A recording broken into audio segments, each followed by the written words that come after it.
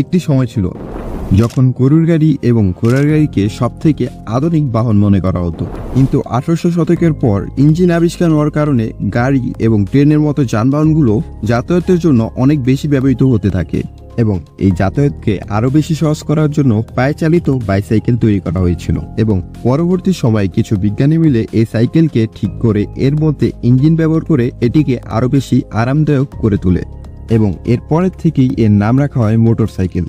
বর্তমান সময়ে মানুষের কাছে মোটরসাইকেল অনেক বেশি জনপ্রিয়। বিশেষ করে এশিয়া দেশগুলোর মধ্যে মোটরসাইকেলের জনপ্রিয়তা সব থেকে বেশি।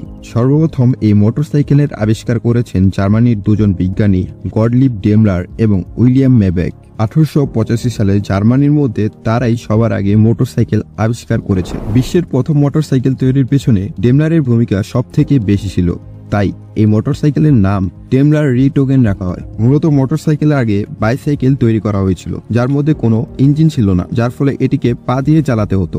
এই ঝামেলার কারণে তারা সাইকেলের মধ্যে ইঞ্জিন ব্যবহার করে সাইকেলের একটি নতুন রূপ দেয়, যার ফলে প্রথম পেট্রোলিয়াম ইঞ্জিনওয়ালা মোটরসাইকেল ডেমলার রিটোগেন তৈরি হয়। তাদের তৈরি এই মোটরসাইকেলটি প্রায় 85 কেজির মতো ছিল এবং এই মোটরসাইকেলের মধ্যে সাইকেলের হ্যান্ডেল ব্যবহার করা হয়েছিল এবং এই মোটরসাইকেলের মধ্যে 264 সিসির টুইন সিলিন্ডার 4 স্ট্রোক ইঞ্জিন ব্যবহার করা হয়েছিল এবং এই ইঞ্জিন দিয়ে মোটরসাইকেলটি সর্বোচ্চ পাওয়ার জেনারেট করতে পারত 2.5 হর্স পাওয়ার। মোটরসাইকেলটির সর্বোচ্চ গতি ছিল মাত্র 45 কিলোমিটার। এই মোটরসাইকেলটিকে সম্পূর্ণ কাঠ দিয়ে তৈরি করা হয়েছিল, অর্থাৎ এর বডি ফ্রেম এবং চাকা সম্পূর্ণ কাঠ ছিল এবং এর মধ্যে কোনো সাসপেনশন সিস্টেম ছিল না এবং এর মধ্যে সাইকেলের ব্রেক ব্যবহার করা হয়েছিল।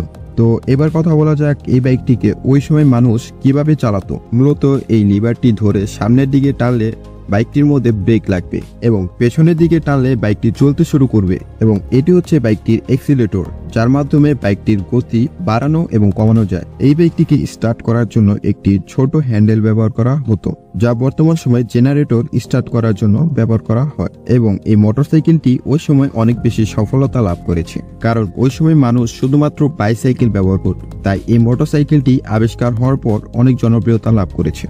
কিন্তু প্রথম বিশ্বযুদ্ধের কারণে এই মোটরসাইকেলের প্রোডাকশন বন্ধ হয়ে গিয়েছিল এবং এখনকার সময়ে আপনারা এই মোটরসাইকেলটিকে প্রাইভেট কালেকশন ছাড়া কোথাও দেখতে পারবেন না।